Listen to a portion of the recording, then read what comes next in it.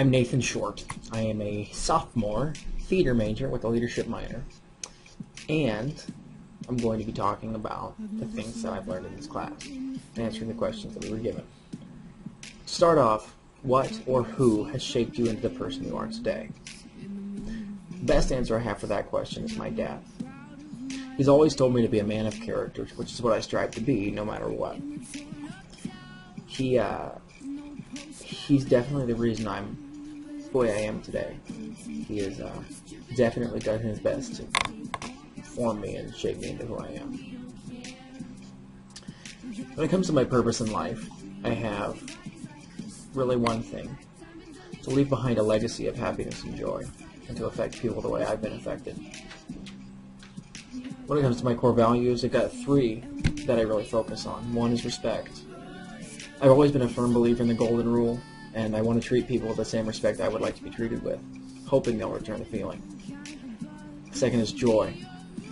I always try to maintain a level of happiness in everything. Laughter is contagious, as are smiles, and studies have shown that if you smile, even if it's forced, while you're doing what you're doing, it improves your mood. And third, relationships. People are my life. I live for conversations and meeting new people. They're the reason I want to be so involved, because it gives me the opportunity to develop new relationships with them. Of the 9 perspectives of leadership, the one that fits me the most is leaders depend on and are created by others. I feel this kind of ties in with my relationship core value. I am so dependent on people because they mold me. However, I also want people to realize the potential they have to create. I love Lao Tzu's quote, "A leader's best when people barely know he exists. When his work is done, his aim fulfilled, they will say, we did it ourselves." My personal characteristics are pretty self-explanatory. I'm outgoing, opinionated, loud, flamboyant, try to maintain a level of enthusiasm and joy, and I'm incredibly passionate about everything I am involved in. My leadership style is very much one of leading by example, while also developing others. I try to maintain flexibility and a comfort with ambiguity. I pride myself on my communication ability and always try to be an example of character. My preferred leadership role is a communicator, but I also like being a risk taker and a fixer. My biggest motivation to lead out of the 5 that we talked about is to have an impact. I want people to remember something I did, whether it be small or big. I want something I do to affect people. My leadership vision, I've thought long and hard about it, but ultimately what it comes down to is I want to leave behind something people are joyful about, that when they look back on the relationship they had with me or something I did for them, they remember how great it made them feel. Of the costs of leadership, which are prominent of my life, the 2 of them are, the first of which is constant obligations. I have meetings 3 out of the 5 days a week, and office hours on top of those. I'm involved in theater, and rehearsals happen literally 20 hours a week.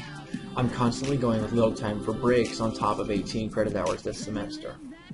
The other cost is a feeling of pressure, in every sense of the word. I feel that in these positions I'm obligated to produce things and maintain a level of excellence, if not perfection. Of the 3 styles of responses to change, the one I tie into most is originator. I love change and love to be an agent of change every single day of the week. Am I following my dreams in life? 100%. My dream is to make it to Broadway, which I'm doing by following the major I've chosen. But, even more so, I also want to leave people happier. My goal in life is to make one person's day better every single day.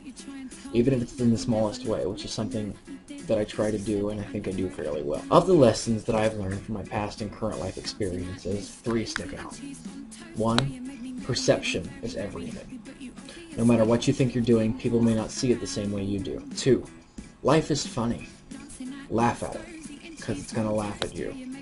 Find the joy in it. 3, find the people worth trusting in and spending your time on, because there are a lot of those who you think are, but really aren't. What will my life look like, and how will I get to where I want to be in 5 years, 10 years, or 20 years?